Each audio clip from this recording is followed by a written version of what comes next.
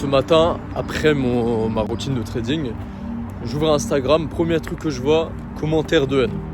Commentaire de haine, j'avais deux choix. Bon, j'ai pris le mauvais au début, c'est de mal réagir, de réinsulter en dessous, de me dire « Ah non, là c'est bon, là je dois supprimer ce réel, ça peut pas être vu et tout ». Deuxième choix, de choisir que ça n'affecte pas ma fréquence, ça n'affecte pas ma réalité. Il faut que je comprenne et il faut qu'on comprenne que c'est à toi de décider qu'est-ce qui affecte et qu'est-ce qui affecte pas ta réalité.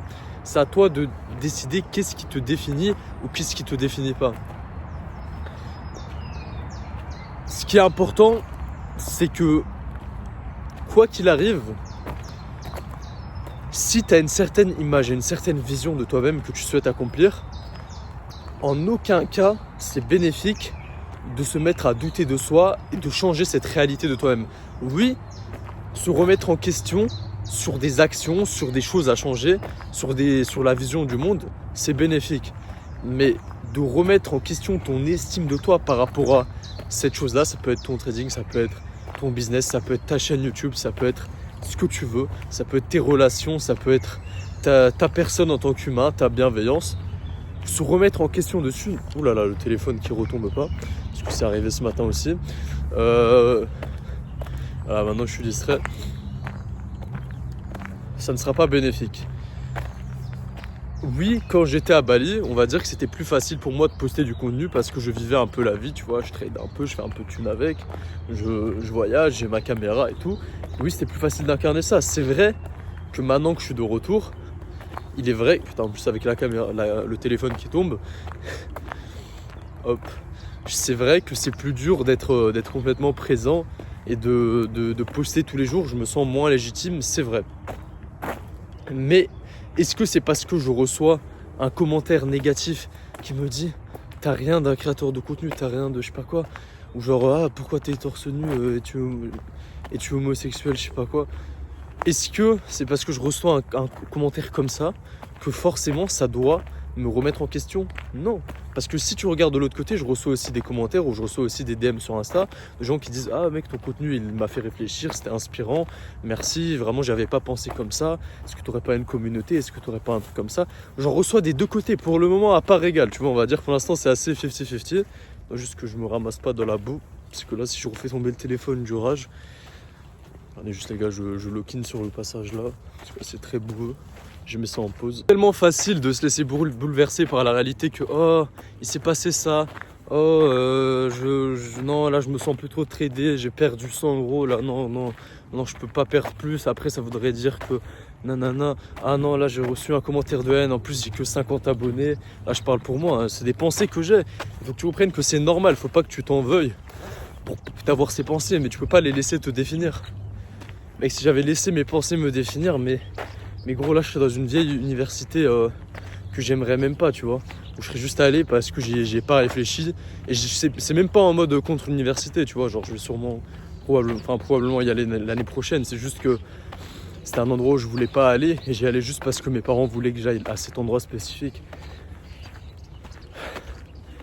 C'est à toi de définir ta réalité. Si tu penses que certains messages vont offenser certains ou que t'as pas envie d'être en contradiction avec cette narrative générale, ok, c'est dans ta liberté, mais tu peux pas en faire une réalité générale. Il faut que tu admettes que ok, j'ai pas fait ça, mais c'est parce que j'avais trop peur. Mais si j'avais voulu, j'aurais pu le faire. C'est à toi de décider en fait. C'est une habitude. C'est ce qu'il faut que tu comprennes. Les choses que tu fais à répétition et les idées que tu maintiens à répétition. Donc si chaque jour tu te dis ça, si à chaque moment qu'il y a une hésitation, tu te dis non je suis pas ça, non je suis pas ça, non je suis pas ça, tu vas au bout d'une vingtaine de jours commencer à incorporer cet esprit en fait. Tu vas commencer à être cette personne-là. Pourquoi? Parce que l'estime de soi et l'image qu'on a de soi, c'est une sorte de réflexe, c'est un truc qui s'entraîne en fait. C'est comme n'importe quoi d'autre dans la vie. Tu peux pas ne rien faire pour visualiser ton estime de soi, l'endroit où tu as envie d'être, et espérer que tu te sentes confiant tous les jours. Non, ça marche pas comme ça.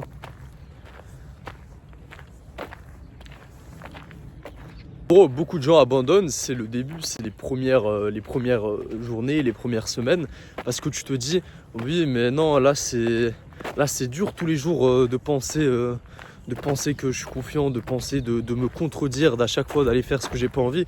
Oui, mais ce qu'il faut que tu comprennes, c'est que c'est comme la salle de sport. Au début, c'est dur, mais après, ça devient de plus en plus facile. Oui, genre il y aura des plus gros problèmes, des plus grosses difficultés, de la plus grosse adversité, mais ça deviendra plus facile avec le temps et ça deviendra beaucoup plus. Tu commenceras à voir les fruits de ce que tu as produit et tu n'auras plus jamais envie de retourner en fait de l'autre côté.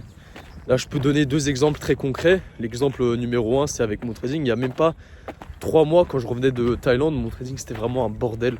C'était un bordel, je faisais n'importe quoi, j'avais des signaux, je faisais de l'AD. Pourtant, j'ai été profitable quelques mois avant la Thaïlande, tu vois, mais là-bas, je sais pas, je m'assois petit banc. Mais ça m'a vraiment massacré mon trading. Enfin, en fait, je m'assois pas, c'est mouillé.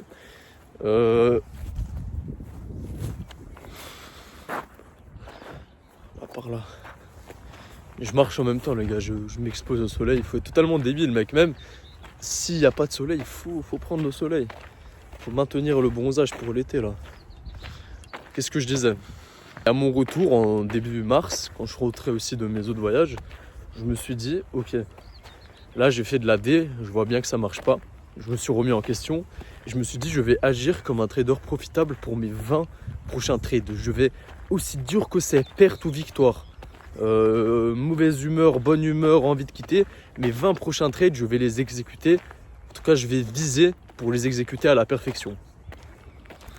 Résultat, même pas un mois et demi plus tard, je passe mon premier compte funded et j'arrive au payout. Tout ça parce que je me suis mis en fait à cette image de trader profitable et j'ai tout fait pour la maintenir. Et crois-moi, les premiers jours, mec, genre c'était tellement tentant de juste fermer un trade trop tôt et de me dire, et je l'ai fait les premiers jours, hein, de me dire ok, vas-y, à partir de demain j'agis comme un trader profitable. Non, en fait, pour que ça marche, il a fallu que je me mette à partir de maintenant. Ça commence, c'est aussi dur que c'est, je maintiens. Voilà, les 10 premiers jours c'était un peu dur. Au bout de 10 jours, maintenant quand je me mets, tu sais, genre je commence à appuyer sur le bouton fermé, je fais ah non, en fait je suis pas comme ça. Et au bout d'une trentaine de jours, j'ouvre même plus TradingView, j'ai même plus d'alerte, je fais juste confiance à mes setups.